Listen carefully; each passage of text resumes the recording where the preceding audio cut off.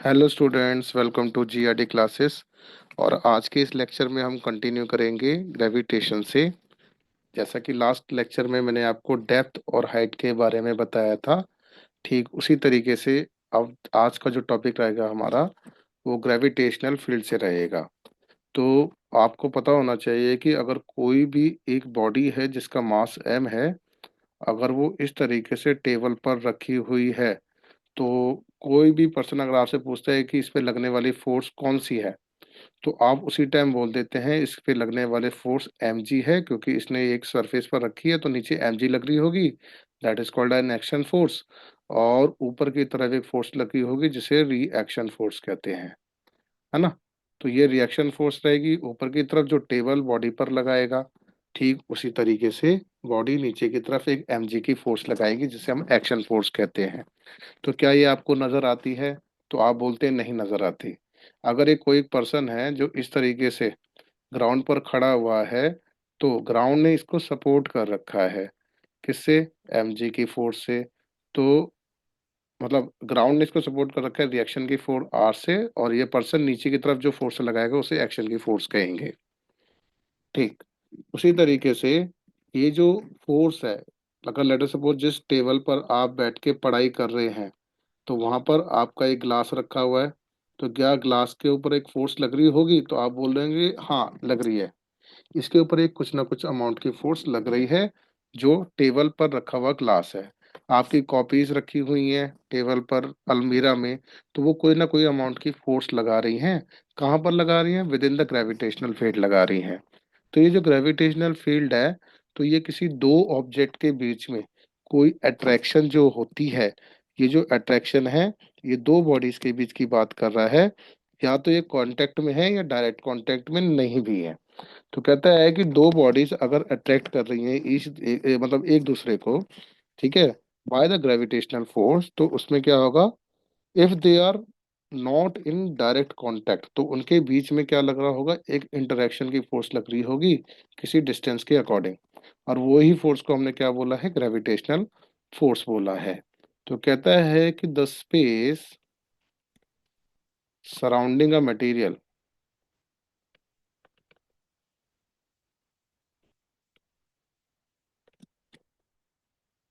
Body with in which its gravitational force its gravitational force of attraction can be experienced is called its gravitational field। ठीक है। तो कोई भी space किसी भी मटेरियल बॉडी के चारों तरफ जो फोर्स लगा रहा है किसी भी बॉडी पर, तो वो ग्रेविटेशनल की फोर्स है जो उस पे अट्रैक्शन की फोर्स लगा रही है। ठीक है। अब जो नेक्स्ट टॉपिक है that is intensity of gravitational field. Intensity of gravitational field. अब ये इंटेंसिटी ऑफ ग्रेविटेशनल फील्ड क्या होता है? देखिए जरा कि एक ये बल्ब है, लेट अस सपोज ये एक बल्ब है। तो ये जो बल्ब है इस तरीके से, तो ये 40 वॉट का भी हो सकता है, 60 वॉट का भी हो सकता है, और ये 100 वॉट का भी हो सकता है। तो ये डिफरेंट डिफरेंट पावर है ना। तो अगर ये डिफरेंट डिफरेंट पावर है, मैं आपको करंट इलेक्ट्रिसिटी पर ले आया, और ये मेन सप्लाई है। अगर ये मेन सप्लाई है, ये 220 वॉट की आ रही है यहाँ से वोल्टेज पावर सप्लाई से। तो अगर इस तरीके से ये करंट आई फ्लो होता हुआ आएगा, तो जब 40 वॉट का बल्ब लगा होगा तो उसकी कुछ इंटेंसिटी होगी। ठीक है। अगर 60 वॉट का बल्ब होगा तो उसकी अलग इंटेंसिटी होगी, ज़्यादा इंटेंसिटी देगा। ठीक है। एक 100 वॉट का होगा, पावर P3 है, तो इसकी अलग इंटेंसिटी होगी। लेकिन जो मेन सप्लाई है 220 वोल्ट की, वो कांस्टेंट है। ठीक है। तो ठीक उसी तरीके से इंटेंसिटी ऑफ ग्रेविटेशनल फील्ड है। अगर मैं सरफेस पे खड़े होके अगर किसी एक यूनिट मास को ले लूं जिसका मास m है, यूनिट मास लिया है बच्चों मैंने, और इस पे लगने वाली फोर्स सरफेस पे, मतलब ऑन द सरफेस ऑफ अर्थ, वो कितनी लग रही है, mg। तो यू कैन से 1 × 9.8 कर सकता हूँ, क्योंकि on the surface of earth G की वैल्यू 9.8 है, तो यहाँ पर मैंने 9.8 न्यूटन लिख दिया। अब मैं क्या करा, किसी दूसरी कंट्री में करा गया और किसी हाइट पर जाकर यहाँ पर मैंने इसी यूनिट मास को रखा, और यहाँ पर जो फोर्स एक्सपीरियंस हो रही है, क्योंकि जी की वैल्यू हाइट के अकॉर्डिंग डिक्रीज करती है, मैंने बोला यहाँ पे जी की जो वैल्यू थी वो 9.1 थी, मीटर पर सेकेंड स्क्वायर। तो यहाँ पर जो खड़े होकर मुझे फोर्स का एक्सपीरियंस होगा वो 1 × 9.1, which is equals to 9.1 newton होगा। अगर मैं एक और दूसरी कंट्री में कहीं 100 किलोमीटर जा गया और उस कंट्री में जाके मैंने किसी डेथ में चला गया, डेथ में जाकर मैंने क्या देखा कि यहाँ पर खड़े होके जब मैंने किसी फोर्स को नापा, यूनिट मास की फोर्स को, तो यहाँ पर 1 × 9.3 था। ठीक है, तो यू विल गेट 9.3 न्यूटन। अच्छा, तो मुझे ये सारा जो पार्ट है ये भी ग्रेविटेशन फील्ड के अंदर है, ये भी ग्रेविटेशनल फील्ड के अंदर है, ये भी ग्रेविटेशनल फील्ड के अंदर की बात हो रही है। तो मैं डिफरेंट लोकेशन पे जाके ये फोर्स को एक्सपीरियंस कर रहा हूँ, हाइट पर, डेप्थ पर, ऑन द सरफेस ऑफ अर्थ पर। तो ये जो फोर्स एक्सपीरियंस हो रही है किसी यूनिट मास पर, सो दैट कि इस पूरे ग्रेविटेशनल फील्ड पर, इस फोर्स के द्वारा जो हम एक्सपेरिमेंट कर रहे हैं, फोर्स के थ्रू इस बॉडी पर जिसका यूनिट मास है, क्या ओरिजिनल ग्रेविटेशनल फील्ड पर कोई असर पड़ रहा है? वो तो बच्चों कांस्टेंट है ही ना। जैसे ये पावर सप्लाई कांस्टेंट थी 220 वोल्ट की, वैसे ही ओरिजिनल ग्रेविटेशनल फील्ड भी क्या है, कांस्टेंट है। लेकिन जो मेरे को फोर्स एक्सपीरियंस हुई है हाइट पर, डेप्थ पर, वो डिफरेंट डिफरेंट आ रही है। जैसे मैंने ये पावर लिया था P1, P2 एंड P3। तो इस तरीके से यहाँ से मुझे इंटेंसिटी ऑफ ग्रेविटेशनल फील्ड का पता चलता है। तो इसकी डेफिनेशन क्या कहती है, जरा एक बार रीड करते हैं। तो यहाँ पर हमें दिखाई देता है कि the gravitational field intensity at any point, दोबारा रीड करते हैं, the gravitational field intensity at any point. तो ये एनी पॉइंट कौन सा है, ये ऑन द सरफेस है, ये किसी हाइट एच पर है, किसी डेप्थ पर है, तो अलग अलग लोकेशन की बात कर रहे हैं। इन द ग्रेविटेशनल फील्ड, हाँ, किसी ग्रेविटेशनल फील्ड के अंदर ही काम होता है। Due to a given mass, given mass मतलब जिसको हमने यूनिट मास लिया है, is defined as the force experienced by a unit mass. तो जितनी फोर्स वो एक्सपीरियंस कर रहा है अलग अलग लोकेशन पे, placed at that point, provided that the presence of unit mass does not disturb the original gravitational field। तो आई होप कि आपको ये वाली डिफाइन यहाँ पर क्लियर होती है। ठीक है, अब इसका ना रिप्रेजेंटेशन ई से होता है, that is called E vector. E vector को क्या बोला जाता है, gravitational field intensity, gravitational field intensity. Okay, तो ये है ग्रेविटेशनल फील्ड इंटेंसिटी की डिफाइन। अब नेक्स्ट ये कहता है कि अगर मान लिया जाए एक पर्टिकुलर किसी डिस्टेंस पर अगर मुझे ग्रेविटेशनल फील्ड इंटेंसिटी निकालनी है, मान लिया जाए हमने अर्थ कंसीडर करी है जिसका मास m है और इसका रेडियस बच्चों r है, और किसी डिस्टेंस पर ये एक बॉडी है जिसका मास m है, with in the gravitational field है, और वो किसी r डिस्टेंस पर है। ठीक है, तो इसके ऊपर जो ग्रेविटेशनल फील्ड इंटेंसिटी का इफेक्ट है हमें वो निकालना है। तो कहता है कि इसको P पॉइंट कंसीडर कर लेते हैं, इसको O पॉइंट कंसीडर कर लेते हैं। तो कहता है द ग्रेविटेशनल फील्ड इंटेंसिटी, तो जो ग्रेविटेशनल फील्ड इंटेंसिटी है एट पॉइंट P, तो अब इस P पॉइंट पर लगने वाली जो फोर्स होगी पर यूनिट मास, वही इसकी ग्रेविटेशनल फील्ड इंटेंसिटी को बताएगी। तो ये हो जाएगा force experienced per unit mass. ठीक है ना। तो जो direction of gravitational field intensity की होगी वही हमारी डायरेक्शन ऑफ फोर्स की भी होगी, सेम ही डायरेक्शन होगी। अब ये दोनों बॉडीज जो हैं कितने डिस्टेंस अपार्ट है, आप बोलोगे r डिस्टेंस अपार्ट है।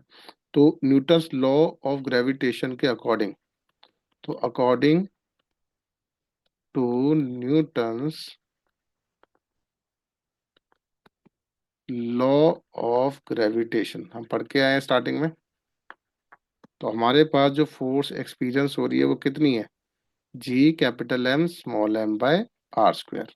ठीक है, तो ये हो गई इक्वेशन नंबर, ये इक्वेशन 1 हो गई, ये इक्वेशन नंबर 2 हो गई।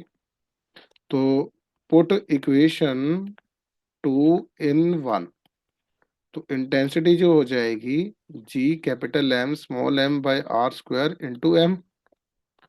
एम से एम कट जाएगा तो यहाँ पर जो इंटेंसिटी की वैल्यू आ जाएगी वो G M by are square हो जाएगा। ठीक है, अब जितना डिस्टेंस बढ़ता चला जाएगा इंटेंसिटी का इफेक्ट घटता चला जाएगा। तो ई जो है वो inversely proportional to r square है। तो अगर आर की वैल्यू को इन्फिनिटी कर दिया जाए तो इंटेंसिटी जो होगी वहां पर जीरो हो जाएगी। ये एमसीक्यू टाइप आपके लिए एक कंसेप्चुअल पार्ट बन सकता है।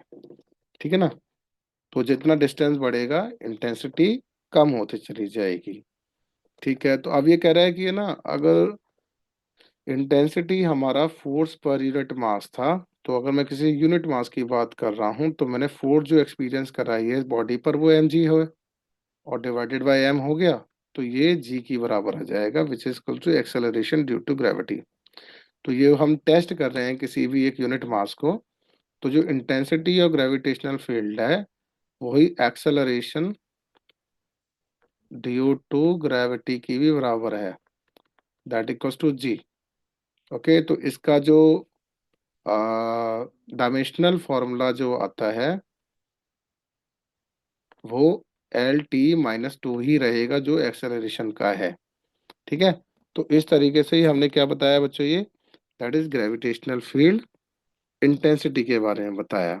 तो ये फॉर्मूले हैं, इसमें दो फॉर्मूले निकल कर आते हैं जो इम्पोर्टेंट है, तो देख लेते हैं हम इसे। तो अब यहाँ पर क्या होगा कि जो E है वो किसके बराबर आया, G M by r square. यहाँ पर ई जी की बराबर आया है और ई जो है वो फोर्स पर यूनिट मास के ही बराबर है। तो रिक्वेस्ट है ये तीनों फॉर्मूले आपको याद रखने हैं। अब इनसे रिलेटेड एक क्वेश्चन कर लेते हैं सो दैट हमारी पकड़ बन जाए इस वाले टॉपिक पर। तो कहता है, क्वेश्चन कहता है find the intensity of gravitational field, find the intensity of gravitational field when a force of 100 Newton acts on a body of mass 10 kg। मास कितना दे रखा है बच्चों, 10 kg in the gravitational field. तो इसमें अगर आपको फॉर्मूले याद हैं तो आप डायरेक्ट पुट कर सकते हैं। तो सबसे पहले जो जो क्वांटिटीज गिवन है उनको मैं हाईलाइट कर देता हूँ। तो फोर्स तो हमें 100 न्यूटन दे रखी है और मास जो दे रखा है वो 10 kg दे रखा है। तो रिक्वेस्ट है साथ साथ में करते रहेंगे। तो हमें फोर्स गिवन है दैट इक्वल्स टू 100 न्यूटन और मास गिवन है which is equals to 10 kg। तो इंटेंसिटी किसके बराबर होता है बच्चों, that is force by mass. तो यू कैन से 100/10 और you will get 10 newton newton पर केजी बन जाएगा ना, क्योंकि फोर्स पर यूनिट मास है। क्लियर हुआ। अब नेक्स्ट क्वेश्चन है आपके लिए, एक और क्वेश्चन करिए साथ साथ में। कहता है two bodies of masses 10 kg, two bodies of masses 10 kg and 1000 kg, clear, are at a distance of 1 metre, are at a distance of 1 metre apart, at which point on the line, at which point on the line joining them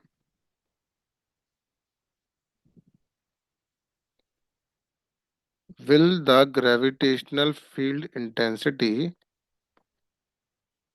be zero, ये बताना है।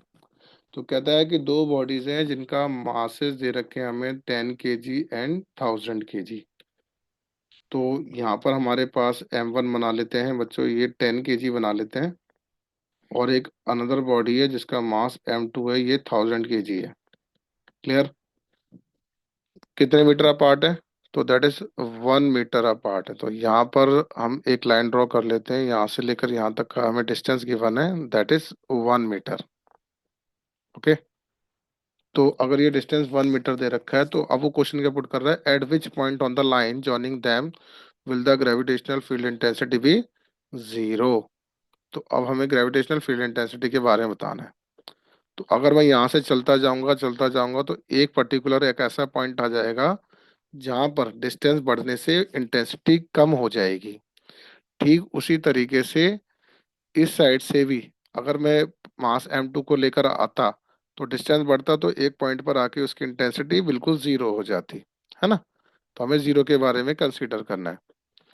अच्छा, तो ये कहता है कि अगर मैं मान लूं कि यहाँ से किसी x डिस्टेंस पर या किसी r डिस्टेंस पर एक ये बॉडी है जिसकी ग्रेविटेशनल फील्ड इंटेंसिटी जीरो है, तो मैं मास m1 की बात करता हूँ। तो मास m2 के लिए जो डिस्टेंस बन जाएगा वो 1 - x हो जाएगा। इतना तो समझ में आता है।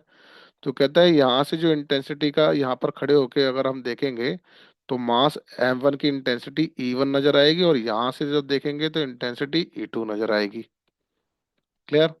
तो कहता है कि अगर मैं रिजल्टेंट ग्रेविटेशनल फील्ड इंटेंसिटी को जीरो करना चाहता हूँ किसी एक डिस्टेंस पर, ठीक है ना, तो हमें क्या करना पड़ेगा, ये जो अगर मैं यहाँ से देखता हूँ, थोड़े ध्यान से देखो एक बार दोबारा, कि जब m1 को देख रहा हूँ, ए पॉइंट को देख रहा हूँ, तो यहाँ से इंटेंसिटी का इफेक्ट यहाँ लगेगा E1, क्योंकि m2 जो है उसका ग्रेविटेशनल फील्ड इंटेंसिटी का वो इक्वल एंड अपोजिट बन जाएंगे। इतनी बात याद रखनी है। तो मैं E1 को E2 के साथ इक्वेट कर दूंगा। अब E1 को E2 के साथ इक्वेट कर लेंगे तो इंटेंसिटी जो था वो Gm/r² भी था। तो अब इसको इक्वेट करेंगे तो कहता है Gm1/x² हो जाएगा, और यहाँ से G, that is called capital G, हमारा यूनिवर्सल ग्रेविटेशन कांस्टेंट है, भूल मत जाना। ठीक है ना, तो ये m2 डिवाइडेड बाय 1 - x का होल स्क्वायर हो गया। क्लियर?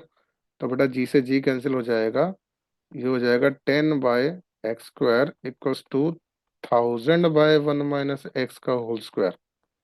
तो यू कैन से 1/100 हो जाएगा, क्योंकि एक जीरो से ये कैंसिल हो जाएगी, और x/1 - x इस तरीके से इसका अंडर द रूट हो जाएगा। और you will get 1/10 equals to x/1 - x, cross multiply कर देंगे तो इस तरीके से बन जाएगा। तो 1 = 11x हो गया, और x की वैल्यू आ जाएगी 1/11 मीटर।